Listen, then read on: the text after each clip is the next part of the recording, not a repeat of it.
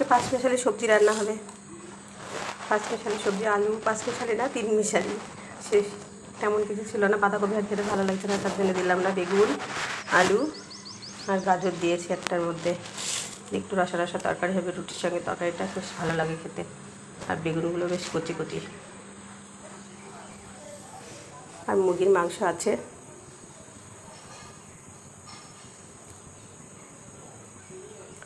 বেশি তেল দেবো না, অল্প তেলেই রান্নাটা হবে। মুরগির মাংস আছে, এই সবজিটা হবে আর রুটি হবে।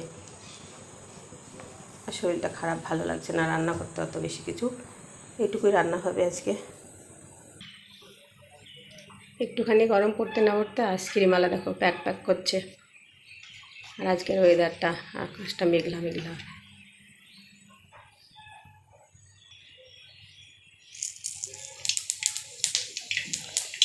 সামান্য একটু পাঁচফোড়ন, কাঁচা লঙ্কা কেটে দেবো, পেঁয়াজ কুচি,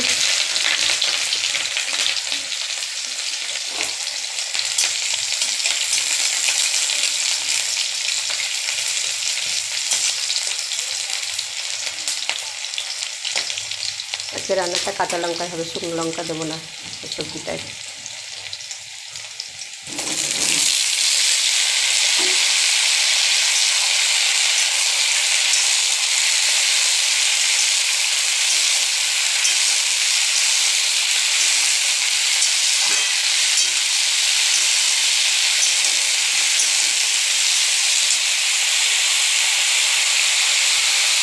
হালকা পাতলা মশলায় রান্নাটা হবে।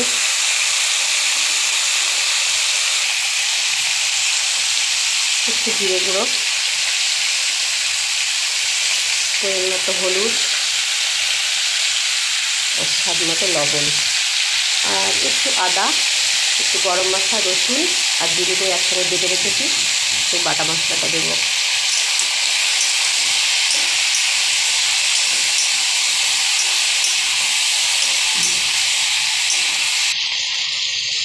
বাটা মশলাটাও দিয়ে দিলাম, একটু ভালো করে কষিয়ে নেব।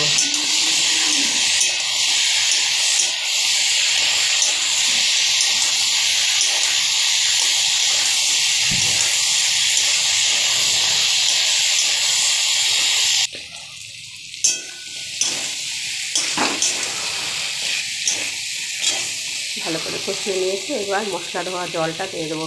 আচ্ছা বলো তো, এই মশলা ধোয়ার জলটার একটা নাম আছে, কী বলো তো, তোমরা একটু জানিও। আমি তো বলবোই, তোমরা আগে বলো।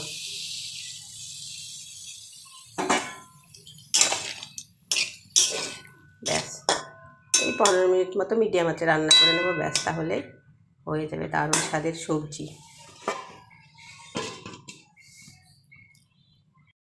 চলো দেখি তরকারিটা কী অবস্থা। এর আগে একবার মাছ আমি নেড়ে দিয়েছিলাম।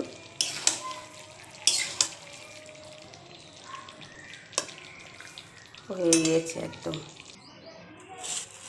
একদম ফাইনালি রেডি।